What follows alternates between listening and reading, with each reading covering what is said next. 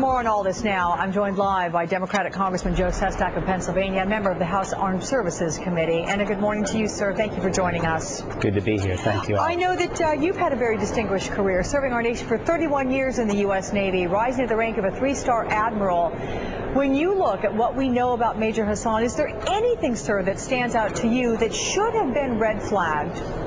Well, I do think there are some indications that he was doing some things that might have set up some red flags, or at least amber flags. But I don't know enough yet to say that. But what I do take away from this is 2 items.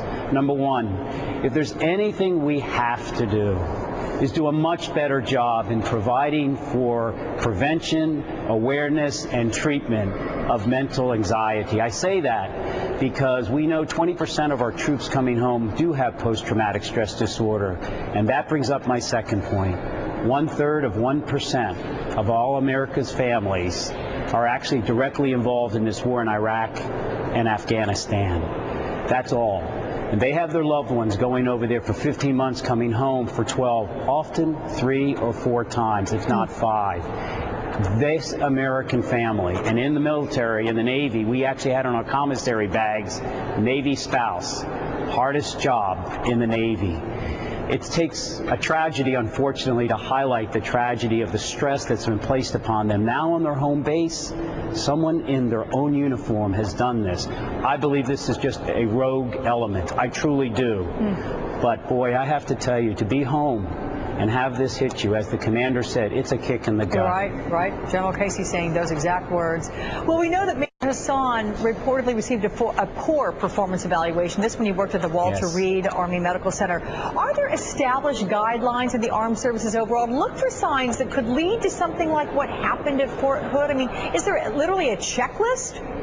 No, there isn't. And interesting, in 2007, I inserted in the Defense Authorization Bill an amendment that actually said we need to have a better strategy and to implement one on trying to prevent and trying to see more post-traumatic stress disorder potential in individuals. Now, I don't know if this had anything to do with him because he was exposed to post-traumatic stress disorder of other individuals. But I will say this. The Army is so stretched.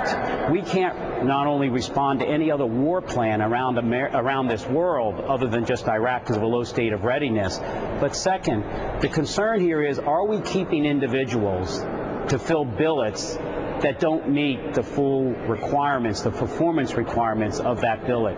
I don't know if that's what's been done in this case, but the fact that he was at Walter Reed down the street, wasn't performing well, and now we placed him in another facility where he had some responsibility for other individuals, I think we have to understand what this war has done and take a step back and really look at how much we can prevent this from happening. And perhaps that will be done in the days ahead. I want to ask you one final question, sir, because you heard a family member say that he had been harassed by fellow soldiers about his Muslim faith. And I spoke with Colonel Jack Jacobs, our MSNBC military analyst, and he said he could not imagine that happening to a major. How do you feel about that? Do you think members of the Army would harass a major, someone with that ranking, about his Muslim faith? I would find that hard to believe. That said, I am not saying that there weren't comments made somehow off base or something like that. But look, we're all human. And I had a young Muslim member join my ship back in the mid-'80s, and he asked if he could pray 5 times a day in a private room. It's a very small ship.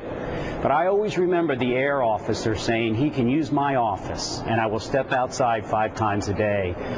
If there's comments that are being made, that's poor command discipline by the commanding officer. I have to say that those military members that were the Muslims face that I knew were wonderful. And I will also say this. We have had other derogatory comments made, not on others' face over the centuries, as well as race, as well as gender.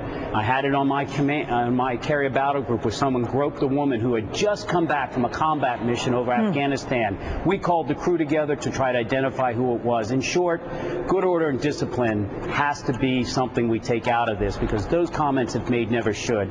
It's hard to think someone who a junior would say it, though, to a senior, or senior to that major.